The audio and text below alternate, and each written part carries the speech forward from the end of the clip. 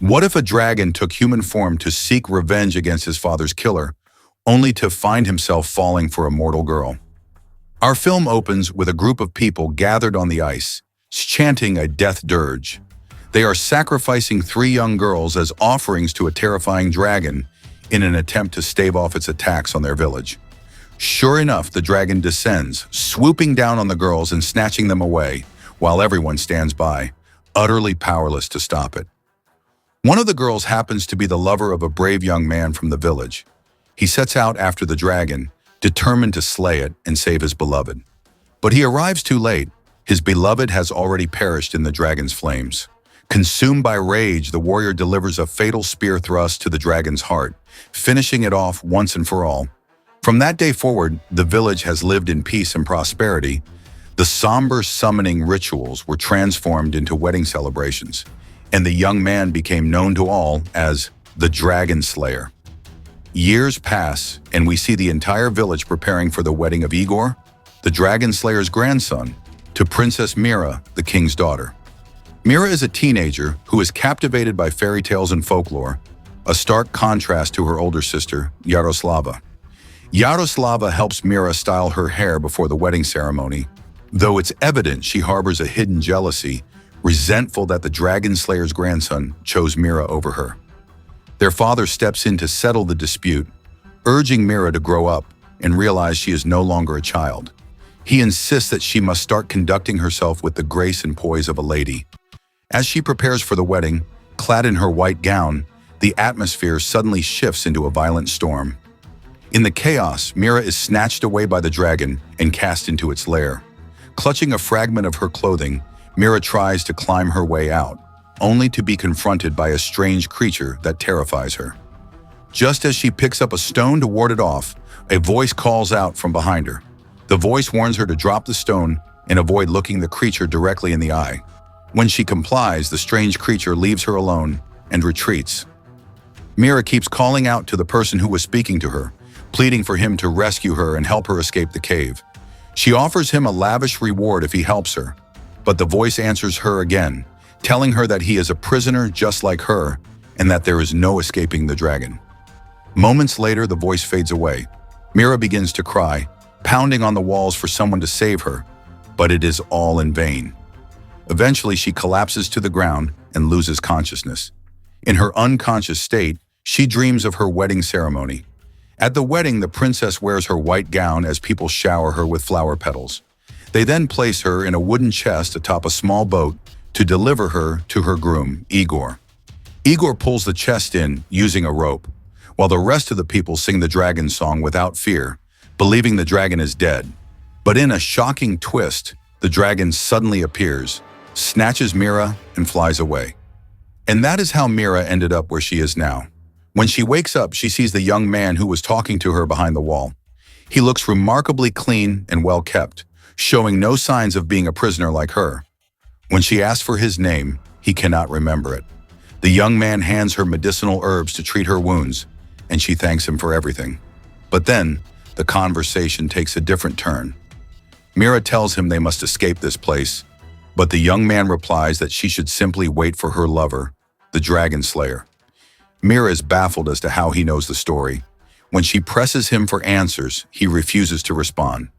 Frustrated and angry, she blocks the opening between them and turns her back on him. Mira decides to take matters into her own hands. She begins cutting her long hair to use as a makeshift rope for climbing. However, the young man speaks to her again and asks her to give him a new name. Mira decides to call him Armin, and they both agree to be friends. The moment she touches his hand to greet him, his body temperature begins to soar, and he starts to transform. Armin's voice fades, but before it disappears entirely, he pleads with Mira not to leave the pit. Moments later, the dragon appears and tries to force its way into the cave to kill Mira, but it fails. As soon as the dragon leaves, Mira calls out for Armin, but there is no response. She breaks down in tears, fearing the dragon has burned him alive. She begins frantically breaking through the wall until she manages to cross to the other side of the cave. There, she doesn't find Armin. She finds the dragon. The dragon spots her and lunges, but she narrowly evades it and runs. However, the moment she emerges from the hole, she is stunned to find herself standing on the tusks of a massive sea creature in the middle of the ocean. At that moment, Armin appears and tries to pull her back toward the cave. Terrified, she recoils from him, backing away until she falls from a staggering height. Armin hurls himself after her and catches her. The instant he grabs her, he transforms into the dragon. The dragon absorbs the full force of the impact to protect her, crashing onto the ground in critical condition. Mira sees the dragon lying beside her. Overcome with terror, she scrambles to her feet and bolts away. On the other side, we see Igor and his men scouring the ocean for Mira, but of course no one can hear her cries for help.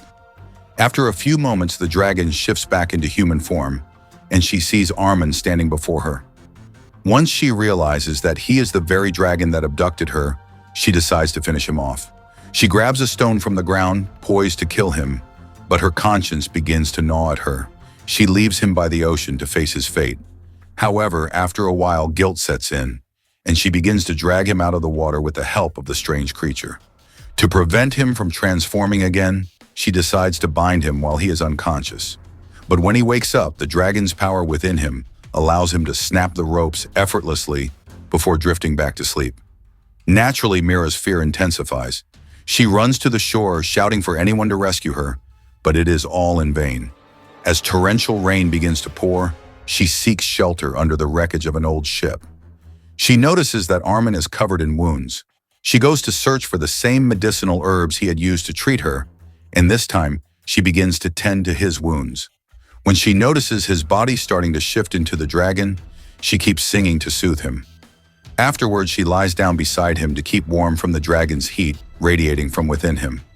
While asleep, she dreams of her fiancé, Igor, embracing her. But when she wakes up, she finds herself in Armin's arms. Later, Mira watches Armin from a distance while he hunts. She notices that he is actively avoiding her and refuses to speak, but she presses him, demanding that he take her back home. It is then that he begins to tell her his life story. As a young child, his father treated him with extreme cruelty, which made him desperate to be human rather than a dragon.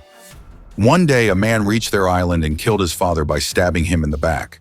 At that moment, he was consumed by hatred for humanity and chose to transform into a dragon to seek revenge. However, in that instant, all the ancestral memories of his lineage were transferred to him. He saw how dragons had slaughtered and incinerated humans throughout history. Because of this, he tried to live his life as an ordinary human, but he couldn't.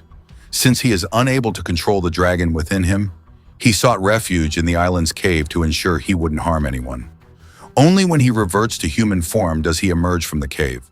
He explains to her that on her wedding day, he couldn't make it to the cave before the transformation took hold. The last thing he remembers is abducting her and throwing her into the cave. He tells her that the cave wasn't a prison, it was her sanctuary from him. He adds that he cannot return her home because every time he touches her, he begins to transform, and he cannot suppress his instinct to kill humans. He asks her to wait for her fiancé to come and rescue her. He also clarifies that this island is actually the remains of his grandfather, the great dragon, and that it is a cursed place. He tells her that if her fiancé truly loves her, he will find her location, break the curse, and save her. Mira tells him that she has cast flowers into the sea, certain that her fiancé will see them, track her down, and rescue her. Since Armin helped her, Mira begins to help him live as a human in return. She teaches him how to build a wooden house so they can live together as people. After a while, we see the little creature tampering with the supplies she had been preparing for her escape. It turns out she had been planning to flee without Armand's knowledge. Ironically, Armand has begun to fall in love with her and draw closer to her, to the point of holding her hand while showing her the fireworks. That night, while they are asleep, Mira feels an intense heat against her cheek. When she wakes up, Armin is nowhere to be found because he is transformed into the dragon. As she approaches him to calm him down, he breathes fire and burns her. Fortunately, it all turns out to be nothing more than a nightmare. Mira wakes up and tells Armin about her dream, confessing her paralyzing fear of the dragon. Armin reassures her, promising that he will never let the dragon, which of course is him, harm her. The next day, Mira goes for a swim in a natural resort formed on the dragon's remains. The scenery is breathtaking. looking like something out of Switzerland. Meanwhile, Armin tries to gather beautiful flowers to give to her, but every time he touches them, they wither and turn to ash in seconds. Armin realizes the dragon is fighting to break free, so he rushes to hide before Mira can see him. Once he regains his composure, he returns to teach Mira how to fly the kite she made.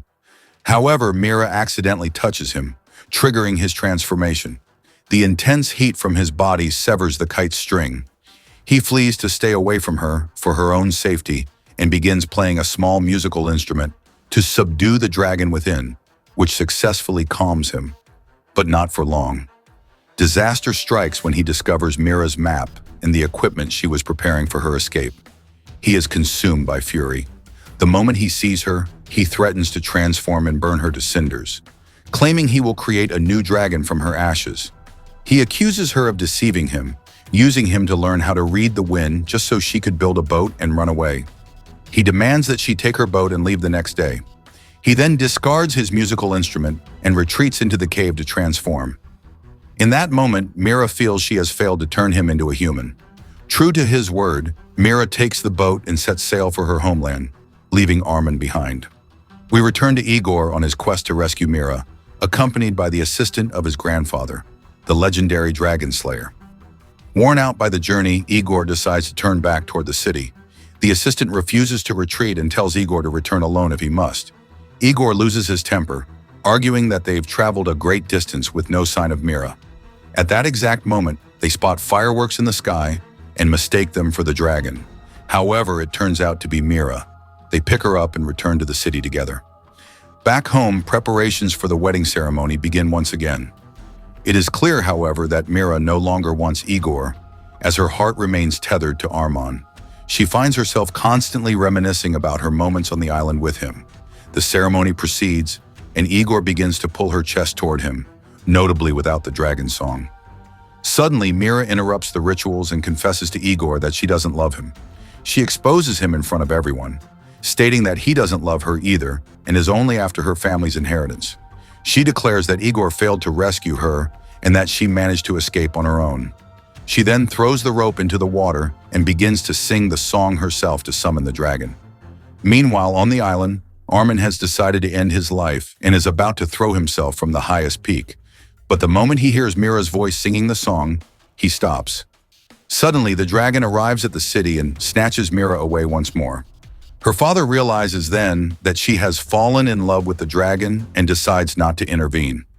When Igor tries to kill the dragon, his grandfather's old assistant steps in and stops him. The dragon returns to the cave with Mira and kisses her. The two live together and get married, and eventually Mira gives birth to their first child. Armin begins to teach Mira everything about the life of dragons, and they all live out their lives together in happiness. And that brings us to the end of our film.